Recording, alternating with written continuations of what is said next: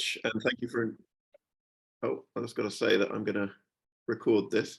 Thank you very much, and thank you for inviting me to speak this evening. It's great to be addressing people who are interested in Roman roads. It's something that I have a rather casual interest in, but I'm always fascinated to find out where Roman roads are in the country. But my subject this evening are Roman roads that never existed. The reason that I'm interested in this particular subject, the hoax that was mounted by Charles Bertram by creating the De Situ Britanniae, is for more than one reason, really. One reason is that I'm interested in the history of the Latin language, particularly the later and modern history of the Latin language in Britain. I'm interested in the way that people received medieval Latin literature. And of course, this is an attempt to fake the style of a medieval scholar, Richard of Cirencester, who was writing in medieval Latin.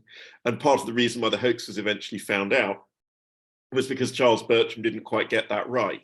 And the other reason I'm interested in it is I'm interested in antiquarianism, and I'm interested in hoaxes, particularly archaeological hoaxes. And I'll explain a little bit more later in the talk why hoaxes are so interesting to me. But yes, I am a historian of religion and belief. I'm interested in why people believe strange things. So that's really gives you a hint as to why this is of interest to me.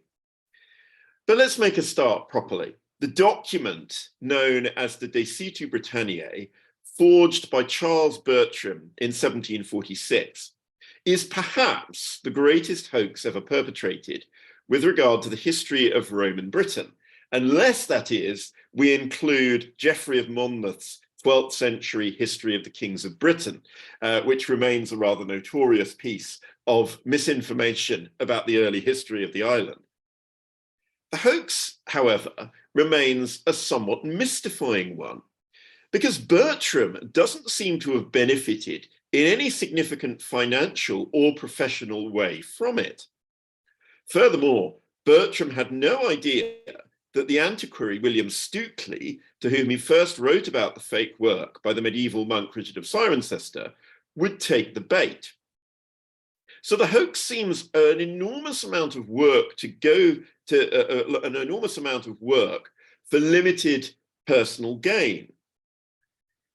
But on the other hand, we have to perhaps take pause here and consider that we might be guilty of projecting our ideas of historical and archaeological hoaxing and the reasons that we might expect people to perpetrate them on a past where these norms don't necessarily apply. And that later on, I'll say a little bit about what we could possibly speculate about the reasons that Bertram did this. But first of all, who was Charles Bertram? Well, we don't know very much about him, really. He was born in London in 1723, but emigrated to Denmark 20 years later, where he became an English teacher at the Royal Marine Academy in Copenhagen. Bertram was a diligent scholar, but as an English expatriate, he was a man cut off from the scholarly community of his home country. And of course, he lacked the Oxford or Cambridge education of most English antiquaries at the time. Apart from his extraordinary Roman hoax, he was the author of a rather pedestrian series of books, perhaps, an English grammar for the use of his Danish pupils, a book in praise of the English language, a pious tract, and a statistical account of the Danish army. So, you know, a reasonable record of publications, but nothing particularly earth-shattering. Bertram was essentially a jobbing educationalist with a handful of publications to his name, like many scholars of lower social rank who struggled to make their voices heard as schoolmasters or obscure country clergymen in an era of erudition. Bertram's physical distance from England as a resident of Copenhagen plays an important role in the story of the forgery, because it was one reason why English antiquaries failed to ask some of the more searching questions they should have about Bertram's source. In 1746, Bertram wrote to the celebrated antiquary William Stukeley, pictured here, reporting that he had made a transcription of a manuscript stolen by an English gentleman in his youth out of a larger manuscript in an English library. And this English gentleman was somebody that Bertram claimed to know. This mysterious acquaintance, who is never named in the correspondence, had then permitted Bertram to make a partial copy of the manuscript. And Bertram included a facsimile drawing of the work's opening page in his letters to Stukely. Stukely then took this to David Casely of the Cottonian Library, who authenticated it as medieval and identified this as likely script of the early 14th century. And this seems to have been enough for Stukely to become an enthusiastic supporter of Bertram. And Stukely accordingly writes to Bertram and encourages him to publish the document. Accordingly, in 1757, Bertram paid for the publication at Copenhagen of an edition of 3 texts, Richard of Cirencester's De Situ Britanniae, and the genuine De Excidio Britanniae of Gildas, and the Historia Brittonum of Nennius. Bertram thus created the impression of authenticity by publishing the De Situ alongside genuine texts. And there's this wonderful frontispiece, which you can see on the screen, where you've got these authors named in little roundels, Gildas, Nennius, and Ricardus, all talking to each other with this impossible historical scene, because of course these men could live centuries apart and would never have met, but giving the impression that, you know, these are all authentic texts. I mean, you know, it's being published alongside Gildas and Nennius. Of course it's an authentic text. So it's a remarkable piece of guile and cunning, if indeed that's the way that we should interpret it, to get people to accept this as real. So because Bertram's Britannicarum Gentium Historiae Antiquae Scriptores Tres was published in a limited print run in a foreign country, very few British antiquaries got to see it or analyze it.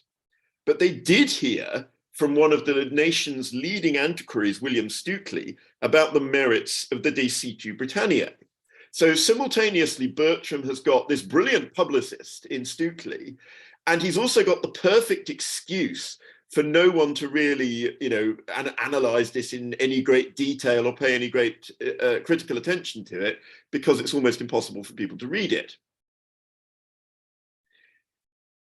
However, Stukely himself did publish in England the Itineraries of the De Situ in the Proceedings of the Society of Antiquaries, which at the time, as today, one of the most learned and prestigious antiquarian journals. These itineraries were closely based on the real Antonine Itinerary, first published by John Leland, but added numerous extra place names that were made up by Bertram. And Bertram's hoax was so successful because he adhered closely to genuine sources. And while the De Situ may seem fanciful to us, to 18th century readers familiar with Ptolemy and Strabo's geographical writings, the Antonine Itinerary and Tacitus's Agricola, the new information proffered by Bertram seemed plausible. Antiquaries were hungry for any data on Roman Britain, a period that fascinated men who were trained in classical learning, but also deeply patriotic and committed to the search for British antiquities. So Roman Britain is a perfect storm when it comes to the level of interest in 18th century Britain, because all these men are deeply imbued with the classics, and yet they want British classics as well. So Roman Britain, more information about Roman Britain is a kind of holy grail at this point. And like all successful hoaxes, Bertram's De Situ offered its audience exactly what they wanted to hear at just the right moment. The De Situ was veiled in just enough obscurity to be inaccessible to much scrutiny, but surrounded by enough chatter and celebrity promotion to become an accepted part of antiquarian discourse. What's perhaps most shocking about Bertram's hoax is not that it was perpetrated, or even that it was believed, but that it was believed for so long. Stukely's paper on Richard of Cirencester's Itinerary acquired its own authority, independent of Bertram, and it obscured some of Bertram's most obvious errors. It wasn't until 1809, long after Bertram's death, that Henry Hatcher translated the totality of Bertram's text and made it accessible to British readers. And it was another 4 decades before the hoax was first exposed by Carl Vex, a scholar of Tacitus, a German scholar, who showed that Bertram included errors derived from early printed versions of the Agricola. But even before Vex, scholars had been questioning the value of Richard of Cirencester's work. The richness of his detail on Roman Scotland, in particular, failed to stand up to scrutiny. Yet because Vex was a German scholar, his debunking was not widely read in England. And it took until 1866, when B.B. Woodward published a series of articles exposing the hoax in the Gentleman's Magazine, for British society at large to acknowledge the deception. In this respect, that it endured for over a century, the De Situ Britanniae has surpassed other hoaxes, such as the Rowley poems of Thomas Chatterton or the poems of Ossian.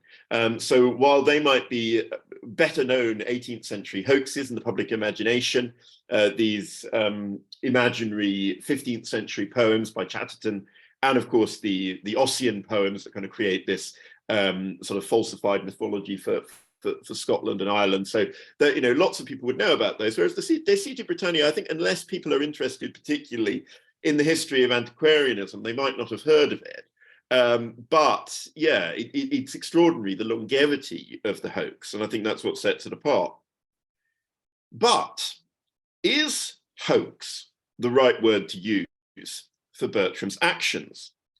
Did he really set out to deceive Britain's antiquarian establishment?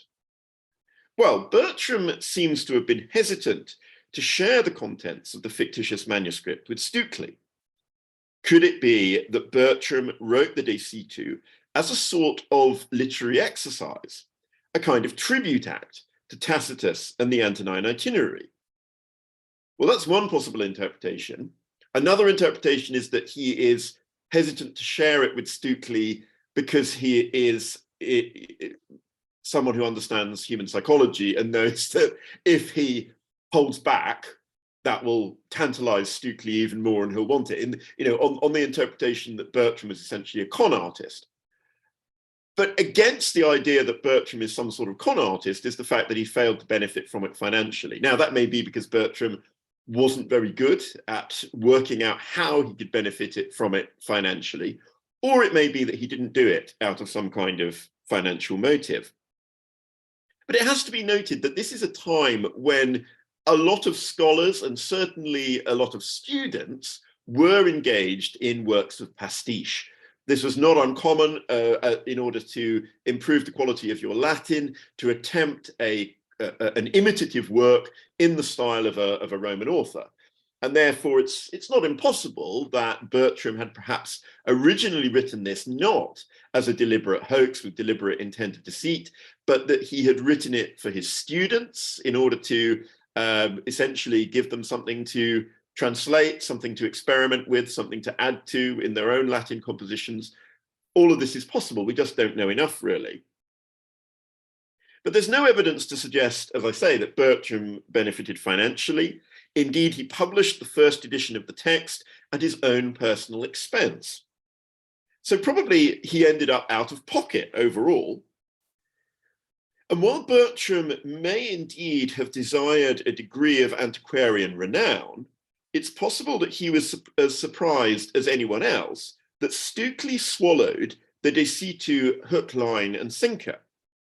And once Stukely was on board, Bertram found himself unable to row back on his claims, as admitting what he'd done would destroy his reputation. And it's possible that Bertram never intended the text as a hoax. it's possible that he made one bad decision in choosing to share it with Stukely, and that then he found himself locked in a deception that he regretted. But the truth is, we'll never truly know. What I would say that counts in favor of the interpretation that Bertram was not a deliberate fraudster is that he didn't attempt anything else. So yes, he does double down on the authenticity of the De Situ Britanniae. Yes, he does engage in this further deception of publishing it alongside these other ancient British authors. But having experienced that success, he doesn't become addicted to that success. He doesn't produce more forgeries, which a con man might have done. Does that mean that Bertram was just a very cautious con man? Or does it mean that, as I have suggested, that maybe he does make this one stupid decision, he does make this one error of judgment, and then he's kind of trapped in this situation where it's either his reputation or his credibility as a scholar that's on the line.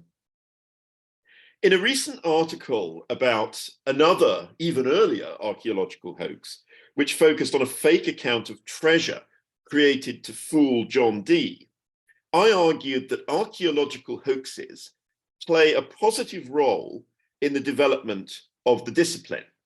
Now, by this, I don't mean that it's good to attempt hoaxes. I'm not encouraging this or condoning it. But what I would say is that once hoaxes are exposed, it's not just the hoax that's laid open, but also the state of credulity within the discipline and the methodological flaws that allowed the hoax to succeed in the first place. What hoaxes do is that they expose what it's possible for archaeologists, antiquarians, historians to believe at a given moment in time, what is plausible to them. And that's actually very revealing of where the discipline is at that moment. Hoaxes like Piltdown Man help refine the way that archaeologists think about their own discipline and help them do better in the future. I think Piltdown Man is a great example because it's something which, in retrospect, was so obvious that you've got bits and pieces from an orangutan, a chimpanzee, and a human skull cobbled together in this chimera and passed off as this early hominid, and it seems risible in retrospect. But the reality is that we need to know what our experts are capable of being tricked into believing, because that shows the level of the discipline and how it's progressing. And I think as a result of Piltdown Man, I think the study of early hominids greatly advanced.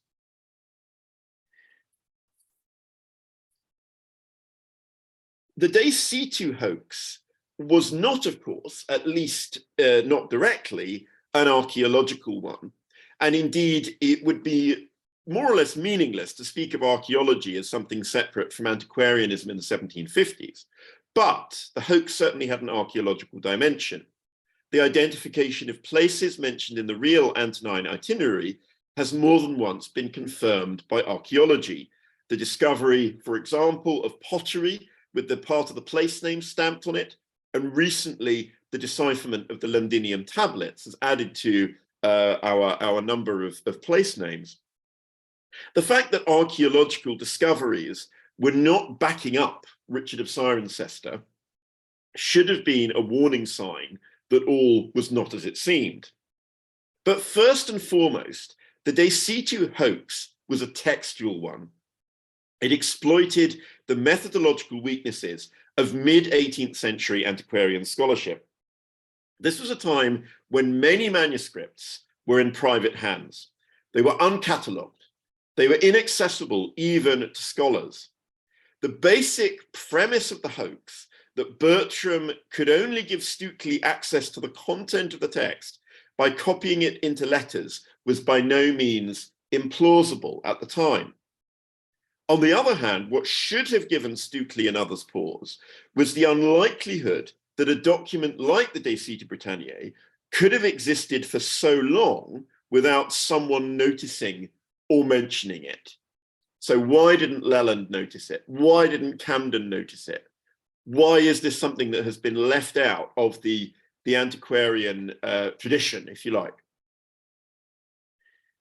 Stukely speculated that other copies of the document could have been destroyed in the Cottonian Library fire of 1731, but this sounds a lot like special pleading.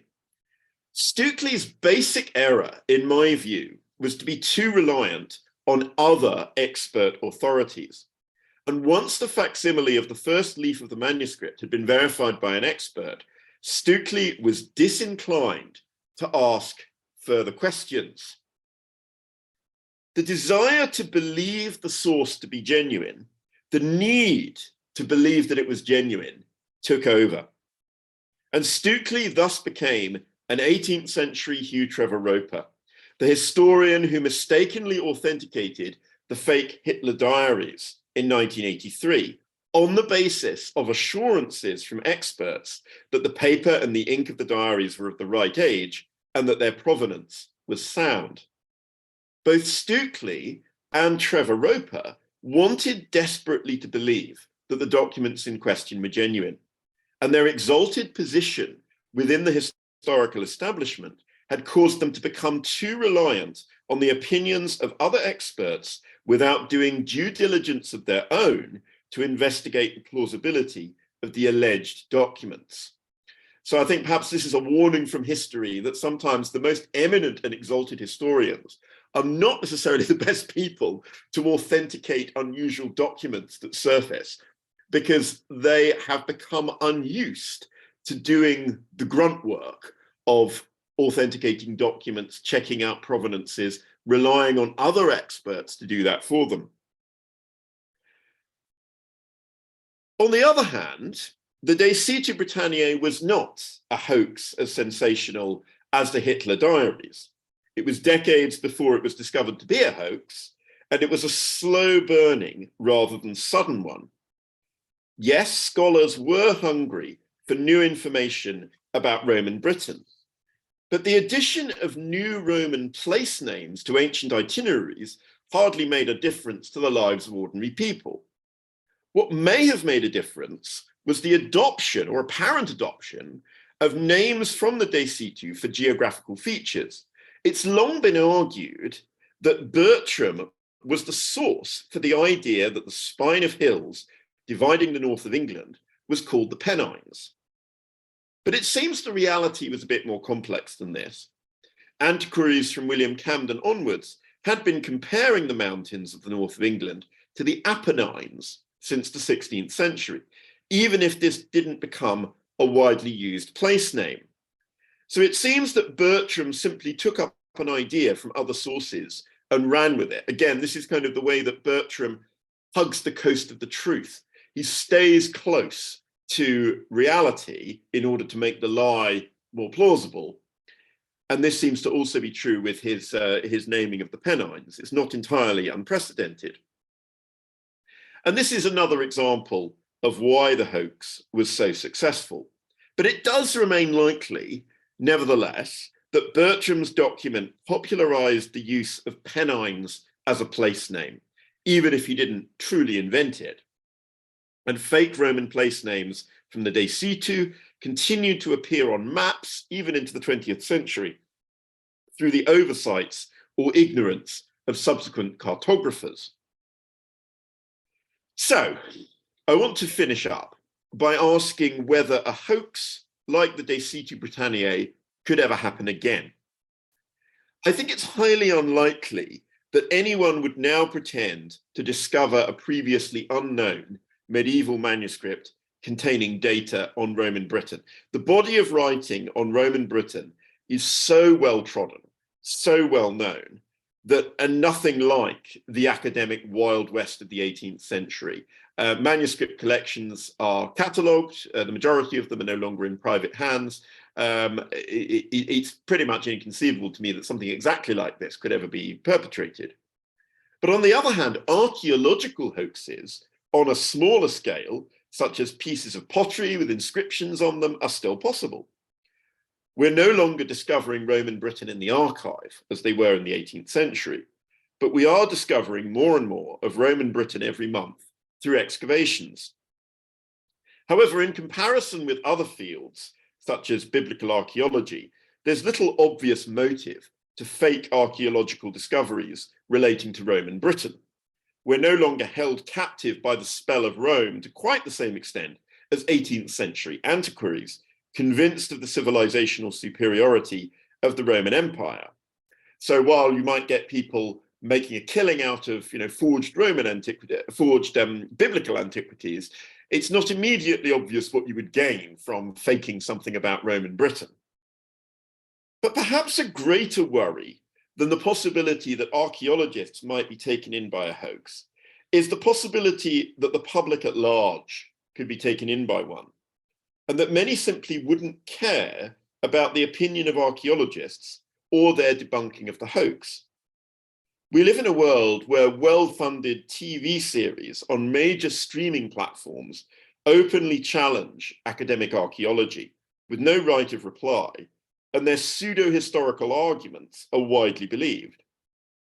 So perhaps we should be grateful that while Bertram's hoax took an astonishingly long time to be debunked, when it was debunked, people did actually accept the academic authority of the debunking.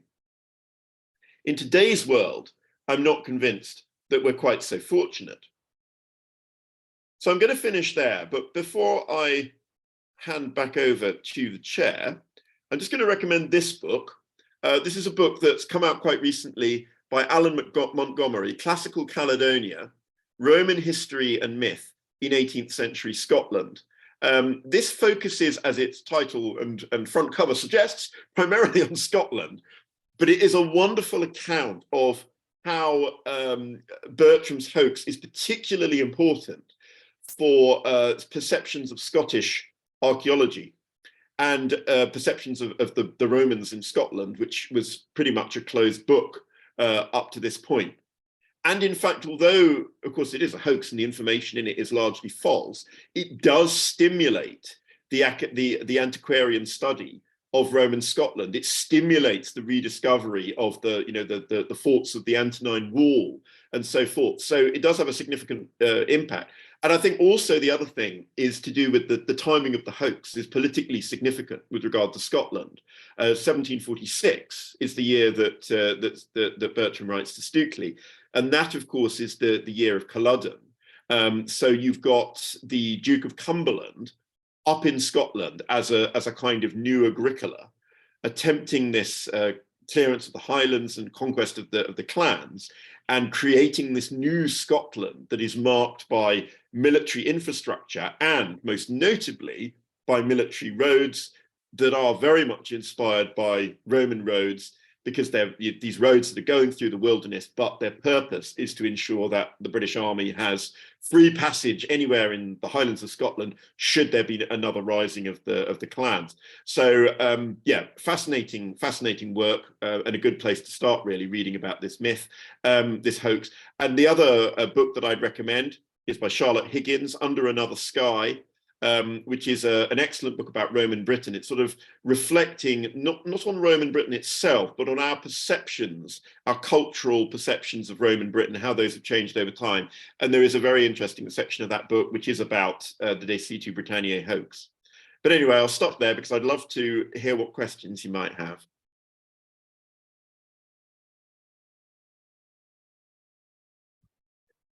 Right, thank you very much. That was absolutely fascinating, Francis. We have a couple of questions, and I'm going to add to this one. The first one's from Thomas Chaco, and he's asking how widely read was Leland, since it seems that Bertram may have had a copy. Or he must have had a copy if he could use it as a basis. You talked about things being published in Europe not being particularly well available here. Did that work the other way around, given that he was based in Denmark? That's a really interesting question. I mean, yeah, clearly Bertram, he did have access to Leland. I think he must have done, because the Antonine Itinerary is closely based, the expanded itinerary is closely based on Leland. And we know that Bertram had access to the Danish Royal Library because he worked for the Naval Academy that gave him certain privileges and access to the Royal Library in Copenhagen, which would have had a significant body of British antiquarian literature, because, of course, the Danish royal family were interested in their links with Britain, having ruled England under Canute and Sweyn. So there was this Danish interest in British antiquities, and a degree of interaction between Danish and British antiquaries at this period. So yeah, I think we can reasonably surmise that he did have access to Leland in the Danish Royal Library. And he's followed up as Thomas Chacko with a question: was Richard a real canon of Cirencester, and was he otherwise known? If not, yeah, why was he chosen? There was a real person called Richard of Cirencester, which again, is part of the genius of the hoax. Pick an obscure cleric. He did write something. I can't now remember what it was that he actually wrote that was genuine. But yes, it was somebody who did exist. But no, he did not write anything about Roman Britain or the roads of Roman Britain. Next one from our own Dave Armstrong. How do we spot references that may have a root from Bertram? They've all been pretty comprehensively identified now. I mean, yeah, this work was mainly done in the sort of second half of the 19th century, because it was 1866 that you had the Gentleman's Magazine articles by Woodward. And that's really when, it actually becomes a bit of a sport amongst cartographers and historians to weed out this stuff. Although I would say that even before this point, even before Vex is critiquing this, there are already quite a few scholars who they're not really that happy with the De Situ Britanniae. They not because they don't think that it's a genuine medieval document, but because they think that Richard of Cirencester himself may not have been receiving reliable information about Roman Britain. And I think this is an important point to bear in mind about the hoax. It's kind of like a hoax at two removes, in that he's not hoaxing a Roman document, he's hoaxing a medieval document that was itself potentially unreliable, because it might not have accurately been reporting Roman information. And so there were plenty of scholars who were skeptical of whether a monk in 14th century Cirencester would have had access to that information, and therefore Richard might have been making up, which is a pretty astute observation. If you haven't yet rumbled Bertram, they had rumbled the basic plausibility of this being accurate. So already there was doubt about it. But I think cartographers were a bit less cautious than antiquaries, yes, because cartographers, certainly of that era, they love to fill a blank space.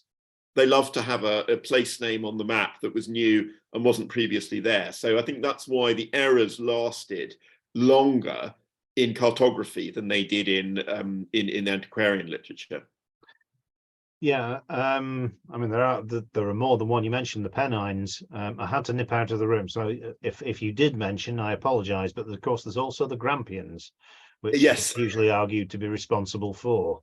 Yeah, but again, you see, that's deeply plausible, because, of course, you got Mons Gropius. Yes. In the Agricola, and it's not much of a stretch to change that to Grampius, say, oh, it's a whole range, the Grampians, and it's kind of, in that case, in that sense, it's kind of less hoaxing. It's more just slightly creative geographical naming. But yeah, absolutely, the Grampians is another great example, which to a large extent is cemented by Bertram, even if you've already got this pre-existing place name in Tacitus. And his clear use of Tacitus and the Antonine Itineraries actually feeds into a question from Martin Packer. To what extent was Bertram making it up with no reference to what might be true? And to what extent was he speculating in a reasonable way, which you just referred to? For example, between these 2 points, there ought to be another settlement, so I'll invent one. Yeah, absolutely. I mean, I think, yeah, there is an element of that. I think that's perhaps one of the things that might point us in the direction of seeing this as something that began as an academic exercise. Because if you are presented with the Antonine Itinerary, there are gaps in it where, yeah, you think that there should be a settlement, because you're looking at stations which are supposedly should be travelable, and correct me if I'm wrong, but they should be travelable by a Roman messenger within about a day's journey, these places. And so, yeah, if there's missing gaps, then we can, roughly guess where there might have been another one. So, yeah, and I think also another element of it is that there was huge local desire in the 18th century among the provincial antiquaries to have their particular town or city have a Roman origin. Yeah. And I've looked at this particularly with Bury St Edmunds, because I work on the antiquarians of Suffolk, and particularly Bury St Edmunds. And there was this kind of persistent desire amongst antiquaries from Suffolk to believe that Bury St Edmunds had been a settlement of the Romans, because if it was just new, that made it less special. And so it's endlessly identified as Villa Faustini on the Antonine Itinerary, whereas in fact, most scholars would now say that Villa Faustini is the town of School, which is in South Norfolk. So yeah, there was this appetite, and if you could sort of fill in and identify that, this is roughly where, a city, like Nottingham, which has no Roman antecedents, that there was a Roman Nottingham, and so suddenly the antiquaries of that place are vindicated, and they've got these classical antecedents. So I think that was definitely one reason why, on a local level, it was quite a popular hoax. From Rob Entwistle, has this hoax had any enduring impact on Roman studies today, or is it just a terrible warning for us? It's difficult to say. I mean, I think that it had a huge impact at the time. I think that it intensified interest in the Antonine Itinerary. As I mentioned at the end, it definitely intensified interest in Scotland. And to that extent, you could argue that the impact of the hoax was positive rather than negative, because it led people into studying this more. The adding to the data set suddenly made this area of study interesting again, where, maybe some people had started to lose interest and think, oh, all we've got is just the endlessly rehashed Antonine Itinerary and nothing else. So yeah, I certainly wouldn't say that the impact was entirely negative.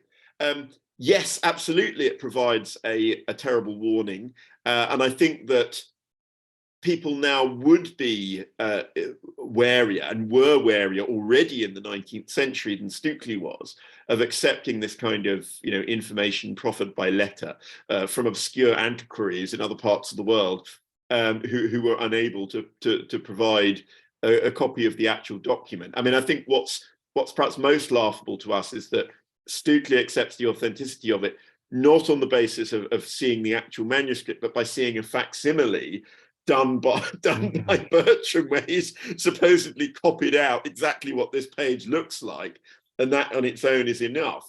I mean, that seems pretty weak by our standards. But yeah, I think it is a warning. But again, I think, because it doesn't really lead to an epidemic of other forgeries. It's not like Bertram turns this into a cottage industry. It's not like others really attempt copycat hoaxes of their own. It sort of stands on its own. Yeah, I would say its impact was probably largely positive, apart from, of course, the errors that crept into maps and things like that. Adam Welfare's asked, what do you think Bertram was really seeking from Stukely by acquainting him with this manuscript? The subtext there was there some ulterior motive, which we're not aware? Yeah, I mean, my guess is some kind of renown. I don't think that Bertram was seeking fame as such. He never really achieved it, if that's what he was seeking. I don't think that he was seeking financial reward, because he was out of pocket for this.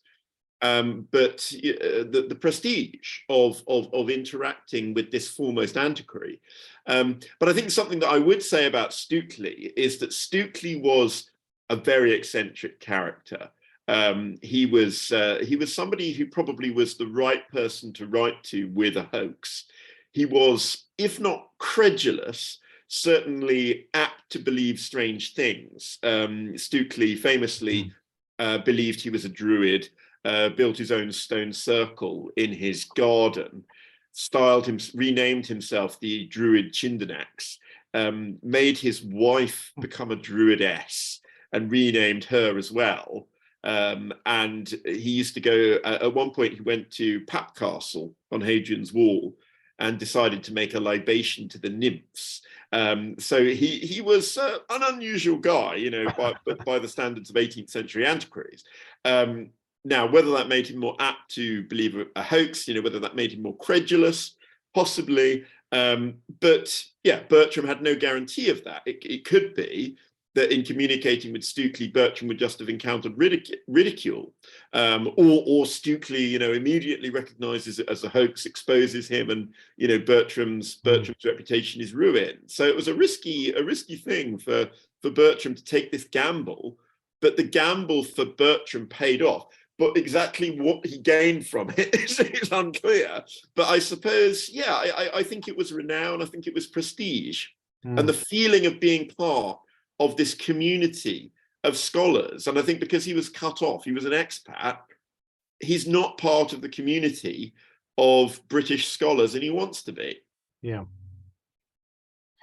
Yeah, that makes a lot of sense, actually. I'm sure I could think of some modern parallels, but probably best not going there. From Thomas Chacko again, who apparently read in an old local history, local to him, I assume, that Leland discussed Roman antiquities with the last abbot of Cirencester, assuming that actually, hang on, I'm just the English is a bit. I'll start again that sentence. Assuming that that's actually correct, might that tie in to how he chose Cirencester, how Bertram chose Cirencester, sort of making it like an antiquarian fan fiction? Apologies, Tom. Thomas, no, I think that's quite possibly true. I mean, also Camden is quite preoccupied with Cirencester and writes a lot about it. You get a bit of Cirencester is a place that you immediately think of when you're thinking about Roman Britain. Absolutely, yeah. So yeah, I think there's certainly something in that.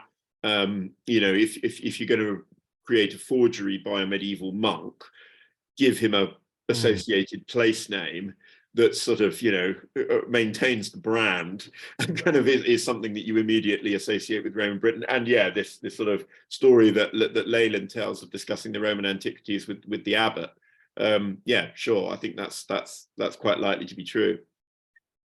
From Bill Shannon, I can't remember which way around this is, but anyway, doesn't Bertram attribute the work to one Richard of Westminster? And it was actually Stukely who made the association with Richard of Cirencester. Yes, that is actually true. I think it was the Bertram attributes it to one Ricardus. And yeah, it's unclear as to who exactly this is. And Stukely jumps on this and says, okay, yeah, there was this Richard of Cirencester who wrote a genuine work. Sorry, I can't remember what the genuine work was.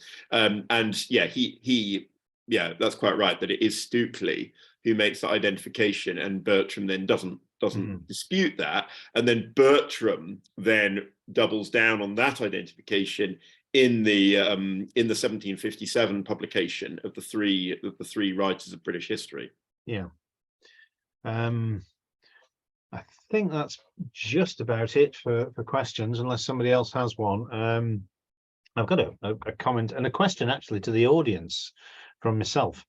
I mentioned this to you previously, Francis, a while ago, a couple of years ago, I think. I read a paper and I have completely lost my reference to it, which was claiming that Bertram may well have used a lost document, not just not the one he claimed it to be. And the evidence for that was that in this paper, certain sites in Scotland and Northern England had been, the distances measured, they equate apparently to sites that were not known to exist when Bertram was writing. Now, Right. I don't know the truth of it. I never got round to investigating that myself. If somebody else is aware of this paper, can they please send it to me? Because like an idiot, I've lost all reference to it. But somebody somewhere did do some work on this and is suggesting that some of Bertram's claims may actually be true. I have no idea at all whether that is correct because I haven't been able to check them. So if someone knows of it, please let me know. That's intriguing. No, I wasn't aware of that. I mean, it is possible that Bertram got some things right by accident. Yes. I mean, as you earlier suggested, you've got this, Antonine Itinerary where there seem to be gaps. And therefore, if you suggest the location of a place between 2 points, it's possible that Bertram would just by accident would actually manage to get it right. And I think also, when you think about the positioning of these imaginary places in, on estuaries or on havens and places where, there's a reasonable chance that you'll find there was some kind of Roman activity going on there, because anyone who's, putting places on a map is going to put them, in the places that are, chosen for a settlement or a port or a river crossing or whatever. So, I would say that, the fact that Bertram, if he did get some of this stuff right, it doesn't necessarily mean that he had access to secret information. It could just be chance. But I'd love to read the paper you mentioned. Yeah, if somebody can identify it. Yeah, I hope so. Right. I'm going to give it another minute or two. If anybody else has got any last minute questions, please let us know. We've still got a good audience with us.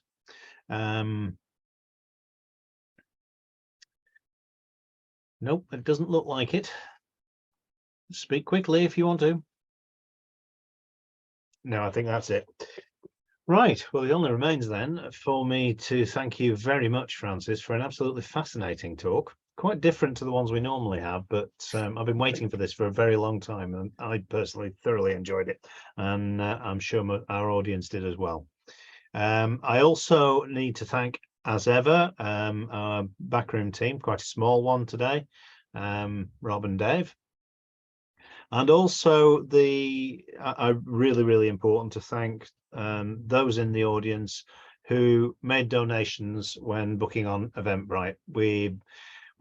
We can't thank you enough, because the donations we've received from the last 4 talks have already paid for next year's season. We just need a few speakers now. So thank you very much again. Okay. Thank you. Oh, a few messages coming in, but no questions. Lots of thank yous coming in on the chat, so it was very well received. Right, and with that, I'm going to sign off, and it only remains for me to wish everybody a very good night.